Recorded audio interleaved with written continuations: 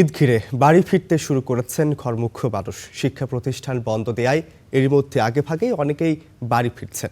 Office আদালত বন্ধ হলে চাপ বাড়বে কয়েক গুণ। ঈদযাত্রার আরও খবর জানাতে সাভার থেকে যুক্ত হচ্ছেন আমাদের সহকর্মী সোহান সিরাজি। আমরা সিরাজির সাথে এখন যুক্ত হব। সোহান সিরাজি, শুভ সকাল আপনাকে। সাভারে কি অবস্থা দেখছেন? সেখানে কোন কোন পয়েন্টে আপনার যানজট হওয়ার সম্ভাবনা আছে? কি খবর আছে আপনার কাছে, জানাবেন আমাদের।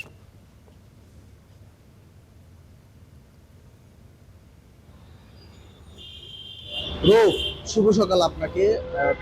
ঈদযাত্রার যে আবেশ সেটি কিন্তু কিছুটা হলেও শুরু হয়েছে, তবে সাভারের যে মহাসড়ক দুটো রয়েছে, ঢাকা আরিচা এবং নবীনগর চন্দ্রা, যে দুটো মহাসড়ক, এই দুটি মহাসড়কে গাড়ির যে চাপ বা যাত্রীদের যে ভিড় সেটি কিন্তু এখনো সাভার এই যে অংশগুলো রয়েছে সেখানে শুরু হয়নি। কারণ সাভার একটি শিল্প অধ্যুষিত এলাকা হওয়া, এখানকার যে কলকারখানাগুলো যেগুলো রয়েছে, বিশেষ করে গার্মেন্টস, সেই গার্মেন্টস গুলো যেদিন থেকে বন্ধ হবে সেদিন থেকে মূলত এই অংশটি অর্থাৎ সাভার আশুলিয়া এই অংশটির যে গাড়ির চাপ এবং যাত্রীদের চাপ সেটি কিন্তু বাড়তে শুরু করে। তো আপনাদের যদি একটু দেখানোর চেষ্টা করি, এখন আমি রয়েছি সাভারের ঢাকা আরিচা মহাসড়কে। এখন কিন্তু দেখছেন যে তেমন কিন্তু গাড়ির কোনো চাপ নেই।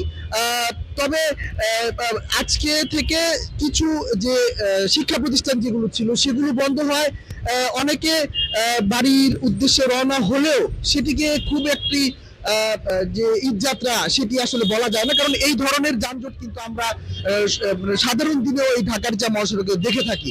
তবে আমরা যতটুকু জানতে পেরেছি, আর দুদিন পরে সাভার আশুলিয়ার যে শিল্প কলকারখানাগুলো রয়েছে সেগুলো ছুটি হওয়া শুরু করবে।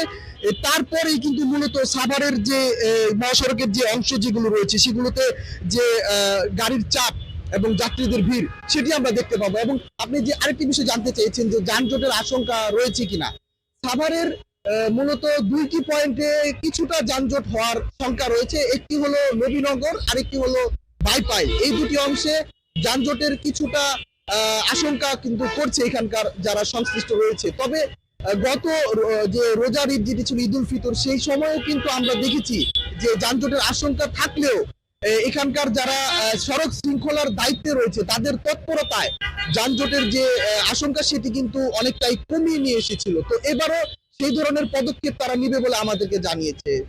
তো রোফ, এই ছিল আমার কাছে সাভারের মহাসড়ক থেকে ঈদযাত্রা নিয়ে সবশেষ তথ্য। সোহান, আপনাকে অসংখ্য ধন্যবাদ।